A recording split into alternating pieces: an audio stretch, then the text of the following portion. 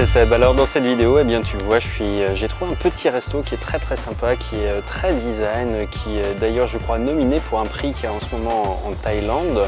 Et c'est vraiment un endroit qui est très sympa, qui vient d'ouvrir à Hue Hin où je suis en ce moment, et on y trouve d'une part un cadre qui est plutôt sympa pour venir travailler, une partie café, et puis de l'autre côté il y a une partie restaurant avec voilà, un petit groupe qui joue un peu de musique live, et puis un décor qui est très à part, qui est vraiment original à la fois et plutôt bien réalisé, puisqu'on a un peu l'impression d'être dans la nature. Et ceci dit, ça va être l'occasion pour moi de te parler un petit peu de la nourriture qu'on peut trouver en Thaïlande, et notamment, eh bien, tu vois, on peut trouver des restaurants qui sont un petit peu comme ça, à l'occidental, je dirais un petit peu western food. On va trouver une carte qui est à peu près similaire à ce qu'on pourrait trouver, évidemment avec de la nourriture asiatique, mais le gros avantage ici, c'est surtout que ça coûte beaucoup moins cher. Je te ferai quelques images dans la suite de la vidéo pour te montrer ce qu'on a commandé un petit peu et à quel prix voilà, on va arriver à dîner ce soir, mais ça devrait être tout à fait raisonnable comme d'habitude. Et puis hormis ça, eh bien, en Thaïlande, il y a toute une culture de la street food, c'est-à-dire que les gens d'une manière générale mangent assez peu chez eux. C'est vrai qu'ils n'ont pas forcément de cuisine, et puis surtout ils ne s'embêtent pas à cuisiner. Et on a beaucoup dans les petites rues de Bangkok par exemple, on va facilement trouver un petit stand où on va avoir un barbecue, on va voir quelqu'un qui va faire sur 1 mètre carré de cuisine de quoi alimenter un quartier entier, et ça tourne tout le temps 24/24 quasiment, et c'est vrai que c'est hallucinant parce qu'on peut manger voilà, pour 50-70 bahts, c'est-à-dire un peu moins de 2 € en fait. On peut trouver un repas complet. Alors c'est évidemment un plat à base de riz qui est indispensable ici, ça va être avec une petite portion de viande, et puis généralement assez épicé en revanche. Donc pour nous, il faut toujours demander non épicé, parce que même peu pour nous, c'est déjà trop. Et puis bien à côté de ça, on a toute sur la côte beaucoup de poissons, de fruits de mer. Là où je suis, on est en station balnéaire, donc évidemment on trouve beaucoup de choses comme ça. Donc beaucoup de poissons, de fruits de mer qui sont voilà, pêchés localement, parce qu'il y a beaucoup de calamars dans la région, et puis la Thaïlande c'est le premier exportateur au monde de mémoire de crevettes, et ils inondent vraiment le marché tout entier, c'est-à-dire que toutes les crevettes qu'on trouve en Europe, elles viennent de Thaïlande, généralement elles sont pêchées par des bateaux-usines thaï, et donc on trouve vraiment de ça, des prix qui sont encore une fois 2 à 3 fois moins chers qu'en Europe, et puis surtout avec une incomparable fraîcheur.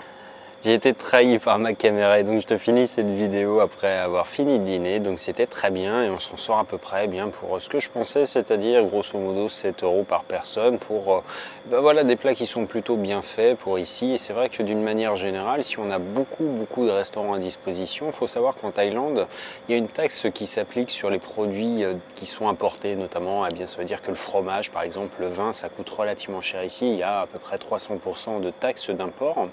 Mais ça veut dire également qu'il y a une variété énorme de restaurants, et que par contre la main d'œuvre elle coûte pas très cher, et que ça permet voilà, d'avoir des cadres qui sont très sympas, beaucoup de gens en cuisine, beaucoup de gens en salle, pour pas très cher, ce qui fait que d'une manière générale on mange à peu près à moitié prix de ce que tu pourrais trouver en Europe. Ça veut dire pour un resto qui te coûterait peut-être dans les 20-25 €, eh bien tu vas voilà, payer peut-être 10 € maxi pour avoir 10-15 € pour avoir la même chose, 20 compris, parce que ça se compense à peu près. Alors il n'y a pas de grande règle évidemment là-dessus, mais c'est une tendance que je te donne. Ce qui fait que globalement, eh bien, tu peux manger entre 2 € et à peu près la moitié de ce que tu mangerais en France. Il y a évidemment des restaurants gastronomiques ici aussi, c'est forcément beaucoup moins abordable aussi. Alors en Thaïlande, si tu aimes bien la nourriture asiatique, tu vas te gâter, c'est une des meilleures cuisines, en fait la cuisine thaï qu'on puisse trouver. À mon sens, en Asie, elle est certes relativement épicée pour la plupart du temps, donc si tu viens, bien, je te recommande de demander mepet, ce qui veut dire pas trop épicé, voire pas du tout pour nous Européens. C'est mieux parce qu'on a une tolérance au piment qui est vraiment très en deçà de ce que eux peuvent ingurgiter. C'est vrai que c'est quelque chose qui est assez stupéfiant.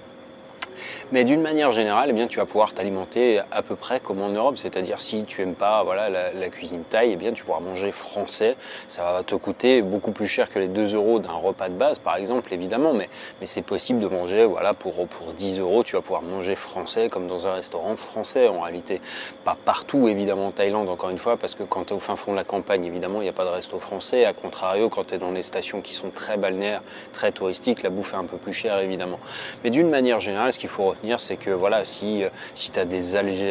allergies, pardon, si tu as des préférences culinaires, si voilà, par exemple tu es végétarien, eh bien tu n'auras pas de problème pour t'alimenter. Il y a plein de petits cafés, il y a une filière bio également qu'on trouve beaucoup maintenant en Thaïlande, et donc tu vas pouvoir vraiment t'alimenter un petit peu comme on le fait chez nous sur des filières qui sont de qualité, qui sont relativement abordables. Et puis au-delà de ça, eh bien, si tu es comme moi et que tu aimes cuisiner, moi j'aime effectivement plutôt me débrouiller tout seul, et c'est vrai qu'ici eh bien, il y a beaucoup de supermarchés, il y a des grandes chaînes comme Tesco, il y a Casino également qu'on trouve et qui distribue des produits français, mais on trouve également plein de choses, et donc c'est pas un problème pour cuisiner ici. Il faut évidemment pour nous Européens éviter les marchés,